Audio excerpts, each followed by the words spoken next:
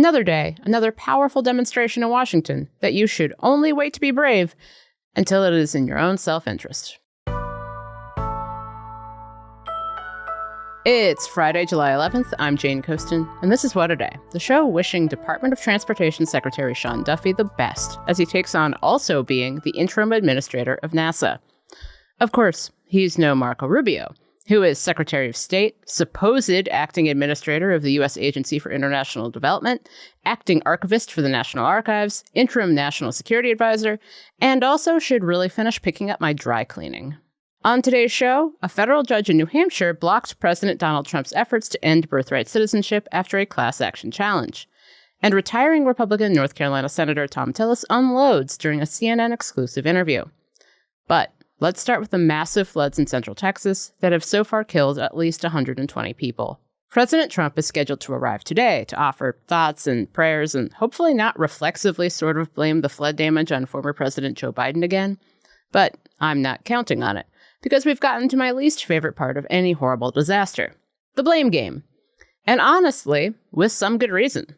From the National Weather Service to the Federal Emergency Management Agency, many of the institutions tasked with every step of disaster mitigation have faced massive staffing cuts under the Trump administration. So, sorry, Texas Governor Greg Abbott, but using a football metaphor isn't really going to help you here. Who's to blame? Know this. That's the word choice of losers. Let me explain one thing about Texas. And that is, Texas, every square inch of our state, cares about football. You could be in Hunt, Texas, Huntsville, Texas, Houston, Texas, any size community, they care about football. High school, Friday night lights, college football, or pro. And know this, every football team makes mistakes. The losing teams are the ones that try to point out who's to blame. That's not even true. The championship teams are the ones that say, don't worry about it, man, we got this. Don't worry about it? More than 100 people don't die after a football game. People's kids, spouses, grandparents, and friends don't die after a football game. And nearly 200 people are still missing in Kerr County alone, which experienced the brunt of the floods over the 4th of July weekend. Texans care about them, too. The stories of those who died in the flooding are truly horrifying. At Camp Mystic, a camp for girls located alongside the Guadalupe River, the floodwaters rose 26 feet in just 40 minutes overnight, sweeping away entire cabins and killing more than 24 children, camp staff, and the director of the camp. He died trying to rescue campers. So, what did happen? What role did massive staffing cuts play, or not play, in preventing folks in Texas from getting out of harm's way? To find out, I spoke to Richard Spinrad. He's the former administrator of the National Oceanic and Atmospheric Administration, which includes the National Weather Service. Administrator Spinrad, welcome to What a Day. Thanks for having me. Glad to be here. There's been a lot of finger pointing about what systems broke down to notify those in Texas about the devastating flash floods that hit over the 4th of July weekend. But to start off, what are the biggest challenges weather scientists face when it comes to predicting the potential danger of any given storm, given our climate is changing, and then conveying that danger down the chain to people in the storm's path? Like, what are the challenges when everything's working perfectly? I would say the two challenges are resolution and probability. And what I mean by that is the resolution, you're not going to get a forecast that says, here's what's going to happen in your backyard.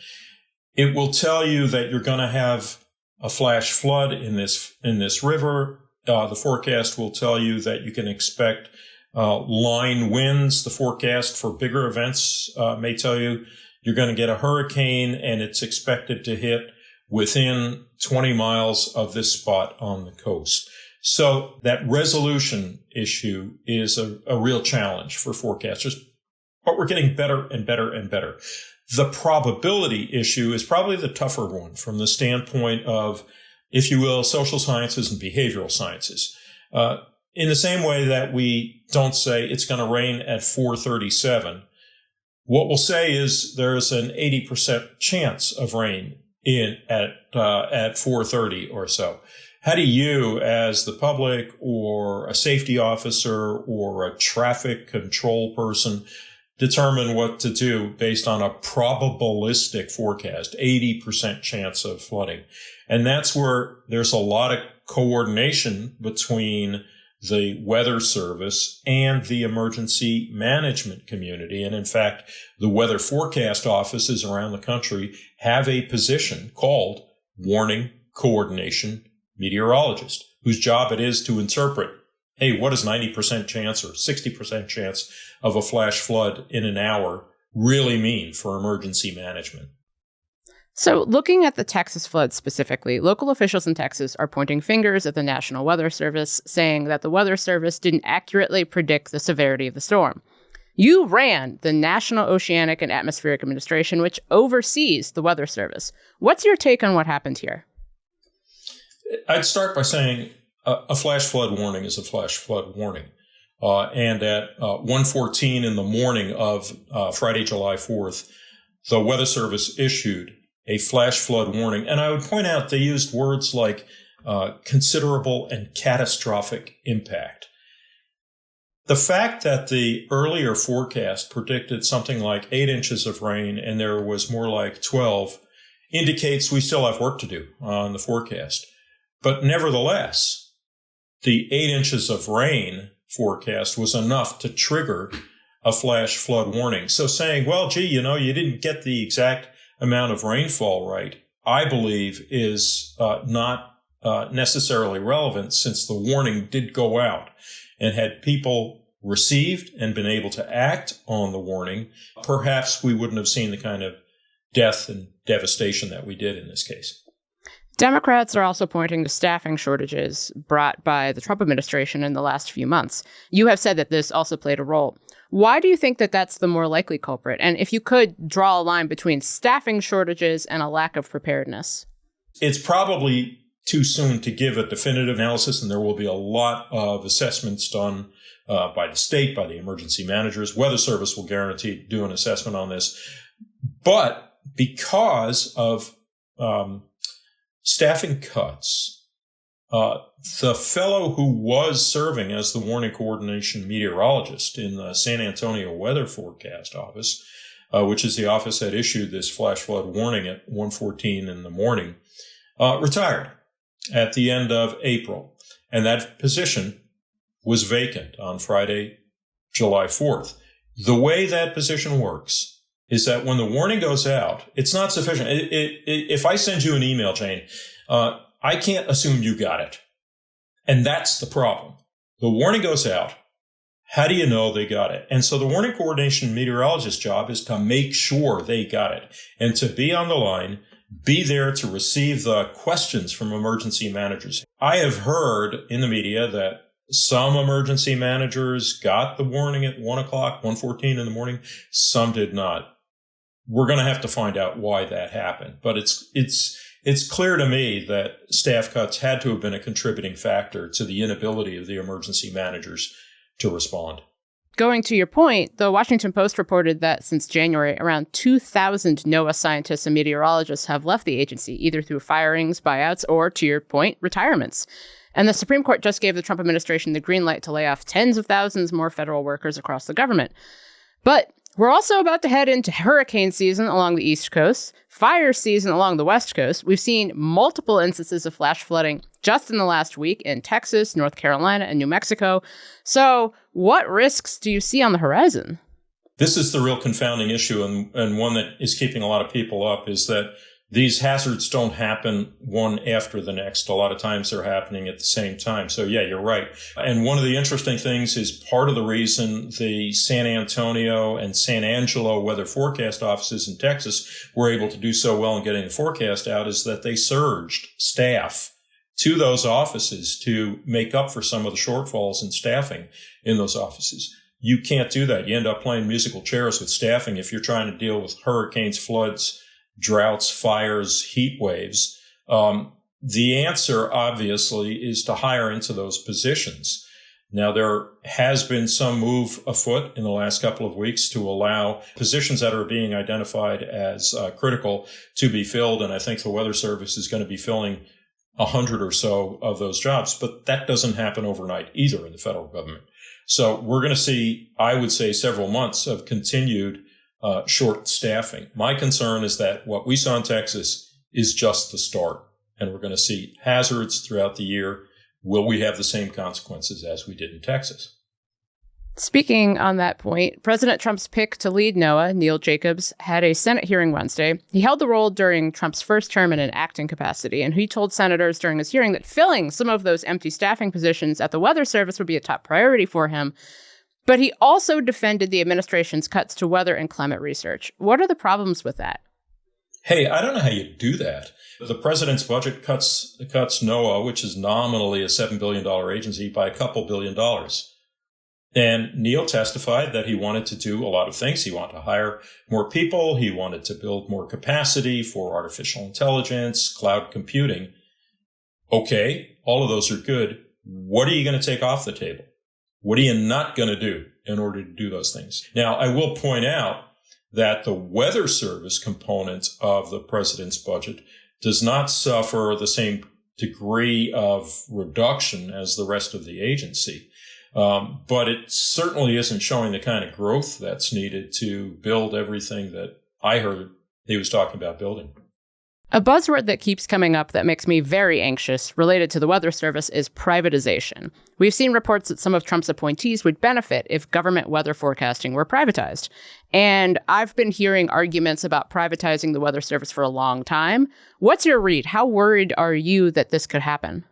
So privatization, to a certain extent, is already happening. The Weather Service and the commercial weather enterprise. When I say commercial weather enterprise, I mean AccuWeather, the Weather Channel, Windy, all of those private weather services take advantage of the Weather Service products and then add additional services that you can buy, you can pay for. That works reasonably well. But now let's talk about what seems to be on some people's minds, and that is a much more expanded private weather service responsibility, perhaps even at the expense of the public National Weather Service.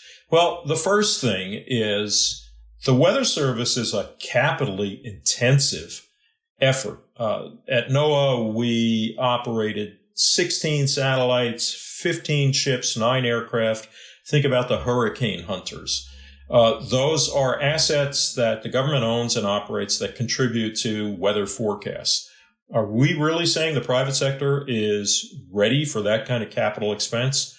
I have not heard them say that. The other is the liability. Is the private sector really ready to take on the liability of the consequences of a blown forecast or even a forecast that's not quite right?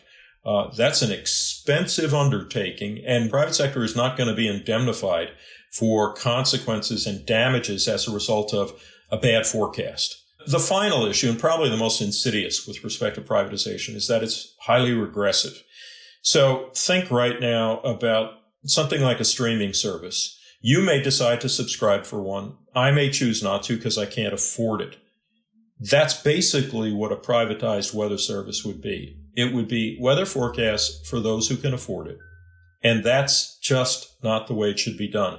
Weather forecasting, in my opinion, is an inherently governmental function and should be provided by taxpayer dollars. Administrator Spinrad, thank you so much for joining me. It's been my pleasure. Thank you for having me. Following the news cycle during this flood the zone era can feel like garbage. But people like you tuning out is what the Trump media machine is counting on. On What a Day, we take this garbage fire of awfulness and compress it into something irreverent and engaging and fast. Subscribe to our channel. It means you won't miss an episode, and it helps more people find our show. This is an ad by BetterHelp.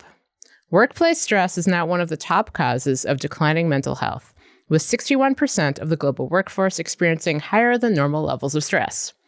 And a holiday is great, but it's not a long-term solution to stress. Don't forget that therapy can help you navigate whatever challenges the workday or any day might bring.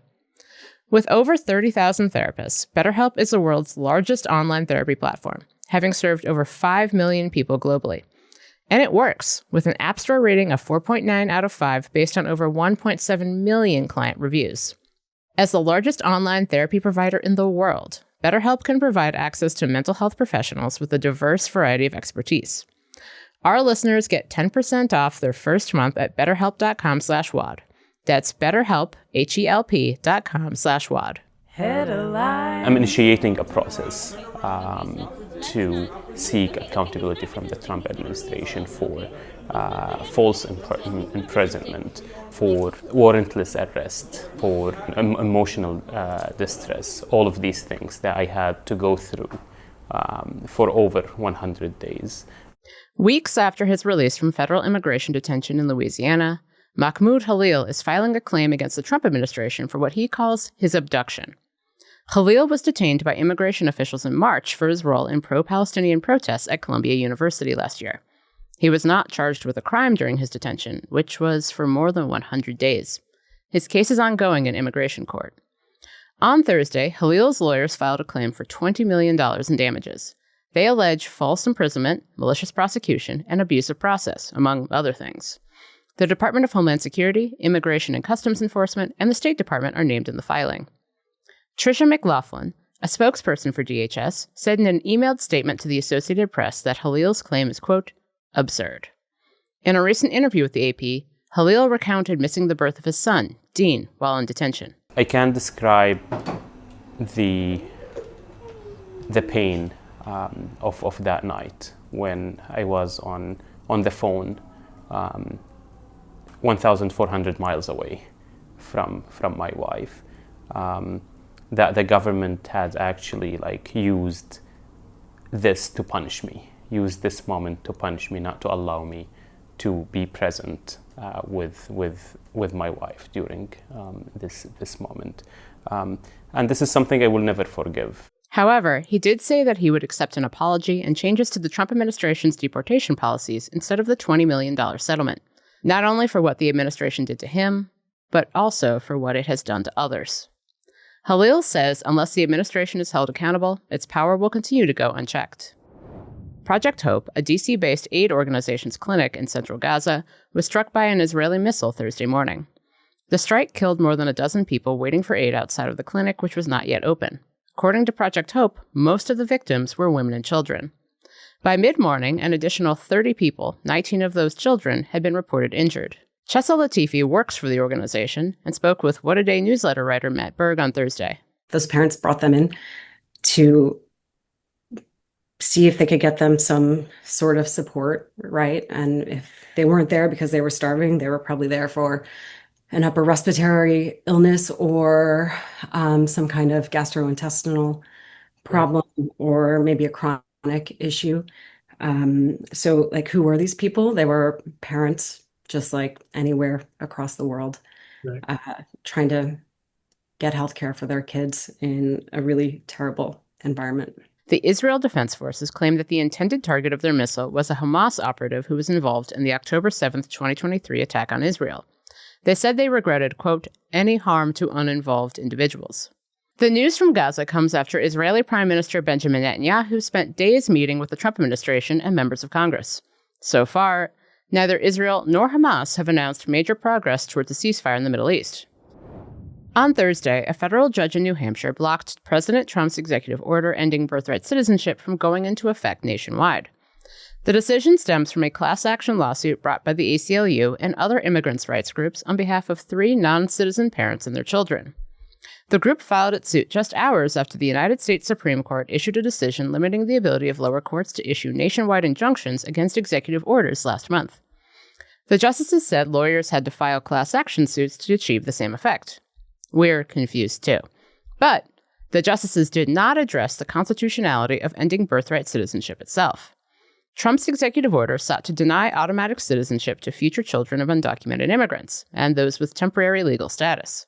Judge Joseph LaPlante issued a 7-day stay on the ruling to allow for appeals.